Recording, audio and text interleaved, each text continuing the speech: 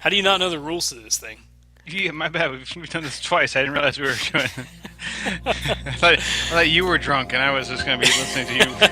So, Okay. first of all, before we get started, how much do you know of this, like the Halo mythology and the story? I don't know. I mean, I know there's a whole bunch of books out there, and I'm aware of. And I've obviously played through the games. I think there's probably a lot more in the books than I'm aware of, but I don't know how much of it's worth knowing. So I would say probably whatever's in the games I'm familiar with, obviously, but beyond that, nothing. I'd be surprised that statement. I'd be surprised that holds true as we do this, but let's find out. So, first of all, sometime around 150,000 BC, there were these things called the precursors. Sometime around that time, the precursors made the Forerunners. The Forerunners were kind of destined by the precursors to be the guardians of the galaxy. They had to take on this thing called the mantle of responsibility. And Okay, how'd you get these pictures of these characters if they haven't shown in the games yet? there's a lot of like fan pictures and stuff like Ah, that. okay, The right. Forerunners have appeared in the games. They show up in Halo 4. Oh, okay. So they'll come full circle. It's kind of bookend to the whole thing. But the Forerunners show up there. So, the Forerunners had like an alien kind of moment on one planet they went to, like this kind of water world type planet they went to. They did find the Flood and had no idea what it was. It was just a desolate planet they found, and the Flood started taking them over. And at first, the Forerunners kind of viewed the Flood as being like a disease, and so they didn't. They like tried to quarantine the people that were infected, and they didn't actually like kill those people. Okay. So the punchline is the Flood was able to spread really quickly amongst the Forerunners. So the Forerunners started building these Halo facilities all around the universe to kill all sentient life. It always seemed like an extreme response to me. But yeah, go ahead. It's very extreme, and I think there's like a whole storyline around how did you come up with this option? Like of all the other options you can come up with. Okay. So they're going to just wipe themselves clean, let the Flood die out, and then later on kind of repopulate the worlds. Drink. The flood appeared. Oh yeah, the Flood here. Excuse me, you're right. One of the Forerunners, called the Didact, pictured here, is the guy who actually fires the Halo and wipes everything out. So after that, the world is empty. Flash forward roughly 157,000 years or so, and it's now the year 2517, and there are multiple factions over the Earth fighting over kind of the limited resources that are there. Okay. So the United Nations Space Command, under the advice of Dr. Catherine Halsey, begins the Spartan Project. The Spartan Project was about taking 75 kids, gifted kids at the age of 6, to begin kind of rigorous training with them, make them like these super soldiers through augmentations, so they could fight in these fights and not have to like have a lot of civilian casualties instead. Okay. Just they would get killed. No one else. Exactly. About 8 years later, in 2525, a remote colony called Harvest on another planet gets attacked by the Covenant. Humans send recon ships to figure out what happened on this planet. All of them get killed as well because they've never seen Covenant shields, technology. It's all like new stuff for them. So they're radically unprepared for these guys. Okay. So what happens is this guy named Vice Admiral Cole mounts an offensive, and that's what the Halo Wars is all about. All right, so the first game that we played is Halo Reach. So this takes place next in the story. Most of the colonies around Earth have been destroyed. So the UNSC begins to assemble the strike force of Spartans, really to target the Covenant leadership. And they do this on the planet Reach to kind of form this armada to go after them, this kind of the strike force of people to go after them. As they're forming their plan, the Covenant launch a surprise attack on the planet, and most of the human fleet is actually destroyed, and the planet is actually glassed. But the good news is, John 11 or 117, or Master Chief, actually escapes from Reach on the Pillar of Autumn, the ship you see here from Halo, along with the ship's onboard AI, Cortana, and warps Pillar of Autumn to this location far away. But back on Reach, unfortunately, your character dies, as you recall. So Reach wasn't the first time they encountered the Covenant. They encountered the Covenant on Harvest before, but then Yes. okay. What makes Master Chief so special? If they have all these other Spartans. Is there anything unique Nothing. about him? Nothing. Not that I'm aware of. Yeah, I mean, he's redhead. That's all I know Yeah. is unique about him. But he just happens to live the longest. Yeah. Yeah, but your character does not make it. So back Yeah. on Pillar of Autumn, we go on to Halo Combat Like Evolved. worst ending ever there. It's horrible, right? Yeah, it's horrible. You know the story very well. Pillar of Autumn Yeah. finds a Forerunner artifact. The Covenant are actually calling it Halo first. They crash land on the artifact itself. Once they get there, Master Chief takes off to find the Halo's control center to understand what it is. Meanwhile, the Covenant decide to release the Flood. Drink. Nope. Yep. Where'd this picture come from? You like that? So the Covenant decided to release the Flood, not knowing really what it is. The Flood quickly take over all the humans in Covenant on Halo. The release of the Flood also releases a Forerunner AI 343 Guilty Spark, who joins Master Chief to help him stop the Flood, of course, by initiating Halo.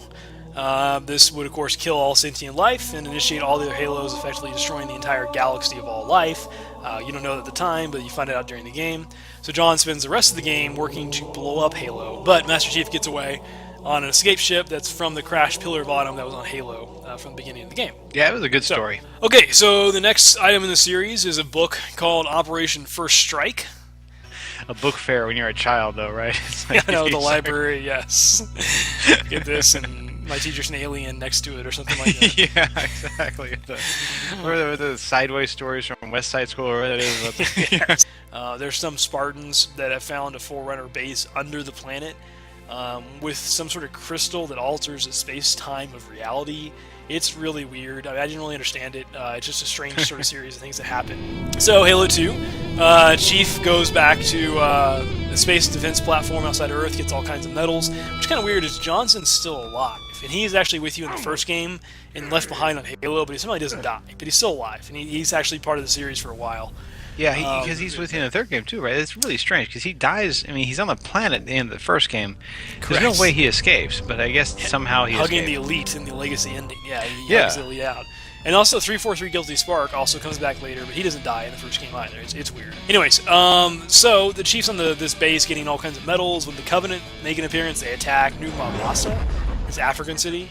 Master Chief and the humans fight the Covenant again here. When the Covenant loses this fight, they retreat through slip space. That's kind of the first part of Halo 2. Meanwhile, there's an elite commander from Halo 1 who failed tragically in the first game, called the Arbiter, who is a huge part of Halo 2 and for the series for a while. He is punished for screwing up Halo 1, basically. And his punishment is they send him on a suicide mission to retrieve what's called the Index. So once he finds the Index, Arbiter does actually find it on this Halo ring. He's actually betrayed by the brutes that he's with. So meanwhile, John finds the Prophet Regret and beats him to death. One of your favorite parts in that game. That's a great scene. Yeah. So he's an old chasing guy in a wheelchair and you just punch him till he dies.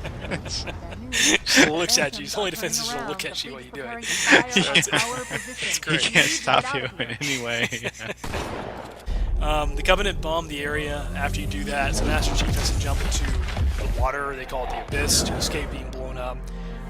Both he and the Arbiter are picked up by Little Shop of Horrors, Your Grave Mind in the water, which is the first appearance of the Flood in this game, so I'm going to take a drink. Oh, yeah. So the Arbiter and Master Chief are being held captive. This is from the remake, the cutscene they used for that one. The Grave Mind looks a lot better in this game, apparently. It does look quite a bit different. It doesn't look like, the flower from Little Shop of Horrors. Yeah, so the Chief gets High Charity a little too late to get the Index, and so instead he just decides to leave Cortana there to blow up the ship while he escapes. And that's kind of all the Chief does in that game. The Arbiter instead does find the Index in the control room, and with Johnson and the other Keys, the Captain Key's daughter, prevents the ring from firing, but not before it's armed. And so the fact that they armed the Halo in this game means all the other Halos in the universe are primed to fire. If somebody can find the Ark, which is like the central Halo control something, but nobody knows where the Ark is. And so that's how Halo 2 wraps up. The Chief warps back to Earth and promises to finish the fight, and that's the end of the game. Yeah, that's probably everyone's most frustrating ending of any game, right? Is Master Chief promising to finish the fight, and then the game, the credits come up. So we get a weird one, Halo ODST.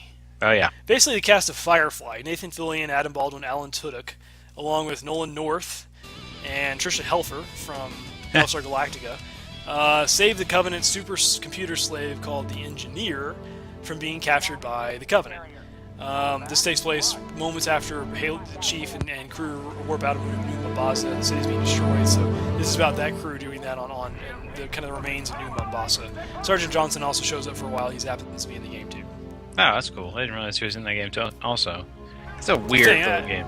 It's a weird little game. Yeah, you're not a Spartan, you're a human, so you have different powers and stuff. It's bizarre. Yeah, you wander around the city and then you kind of see things and they remind you of what happened. Yes. So, next in the series is actually another book called Battle of Onyx. So, this is a weird one. Basically, it's another novel about characters that don't really matter a whole lot, but Onyx is a planet that turns out to be kind of the Forerunner's bomb shelter from halos, and so they could have hidden in there if they ever fired the halos and survived. They didn't do it, and unfortunately, at the end of the book, the planet's destroyed, so it really wasn't a good of a bomb shelter. But it's a good excuse to take a drink. Oh, okay, yeah. Well. Alright, so next on the list is Halo 3. So this takes place 2 weeks after Halo 2. The Covenant destroyed most of human resistance on Earth when Master Chief gets back in Africa. He quickly teams up on the Sabo Highway with leftover Marines that are still around on a pretty good level, I thought. Yeah. The Covenant have dug up a Forerunner artifact called the Ark, which happened to be on Earth and Africa. The Prophet Truth actually activates the Ark, and a portal appears above Earth, which sucks up all the Covenant ships, and they all disappear. Before they can kind of really process and go after them, a derelict ship just suddenly appears in orbit. A Covenant ship appears in orbit and crashes on the planet. It's full of flood, so you take a drink. Oh, yeah. So this is part of in Halo 3. Master Chief, the Arbiter, and some elite who have showed up to kind of help you guys team up to stop the flood. That's right, they're random guys. Yeah. Like the Arbiter and these other 2 guys. Exactly right. 4-player mode, that's right.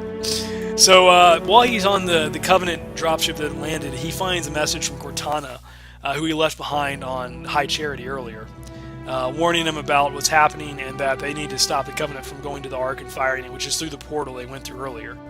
So the humans decide to chase the Covenant through the portal to stop the Truth from firing the rings. So Master Chief and the Arbiter lead an assault to reach the Truth. Keyes dies, tragically, from Prophet Truth, and Sergeant Johnson is forced to activate the rings. So then Master Chief and the Arbiter team up, they choke out the Prophet of Truth and kill him. Yeah. And then we learn that despite all this stuff happening, there was the original Halo from the first games actually being rebuilt and is almost done. So Master Chief comes up with a plan then to fire that Halo, which is almost done. It's not fully built yet. When it's early, it will not be powerful enough to destroy all the stuff in the galaxy, and it'll actually blow itself up. He instead, that Chief goes back to High Charity, the ship on Earth, or sorry, the High Charity is out there in orbit to rescue Cortana. It kills like 1 million flood along the way. I remember that. Chief, Arbiter, and Cortana go back to the original Halo to the control room from Halo 1. To go fire the ring, and when they get there, they run into 343 Guilty Spark. Master Chief picks up the Spartan laser, and he kills the 343 Guilty Spark. Yeah, I remember that Finally. fight. It's pretty brief. Yeah, it's good fight. It's cathartic. I'm glad he finally killed him. That's true. I was going to have to kill him finally, yeah. So they launch the Halo, and then Chief and the crew escape on a Warthog as Halo kind of collapses again around them. So another thing blows up, so another drink. Yeah. I didn't realize Halo 3 was just like trying to copy Halo 1. I mean, I knew it has a similar sequence. I didn't know it was supposed to be the actual same ring again.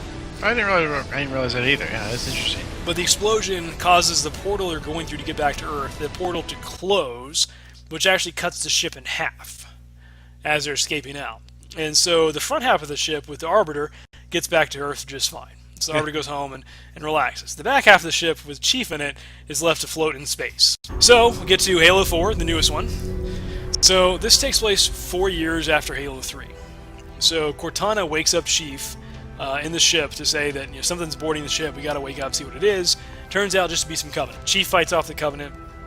I find out there's a massive Covenant armada outside, and they're actually all orbiting this Forerunner planet called Requiem. And suddenly the Forerunner planet drops its shields and pulls all of the ships, the Covenant ships, your ships, into the planet.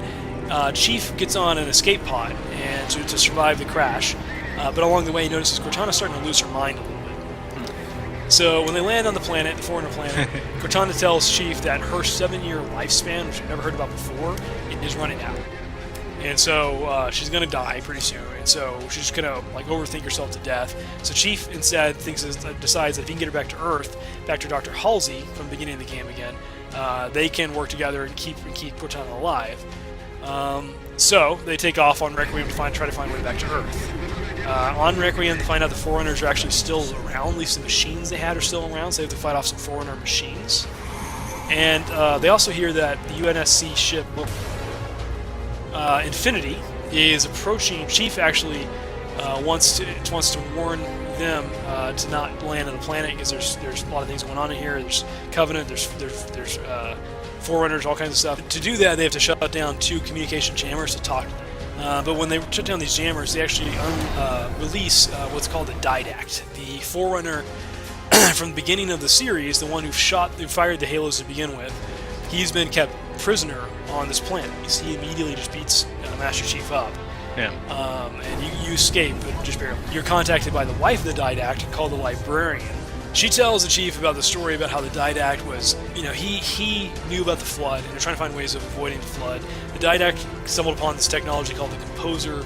This thing right here, the Composer this is weird, had the ability to digitize his people, and so digital forms of people were immune to the flood at that point.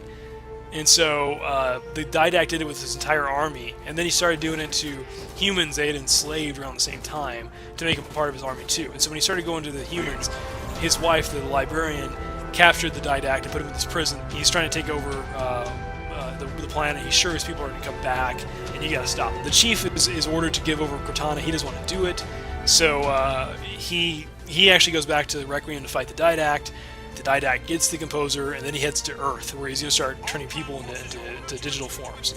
So you follow him back to Earth. Then the Chief and Cortana go after the Didact that's there. They take over his computer system, drop the Didact's shield for a moment, which allows Master Chief to beat up the Didact until the Didact falls into a slipstream underneath the Composer.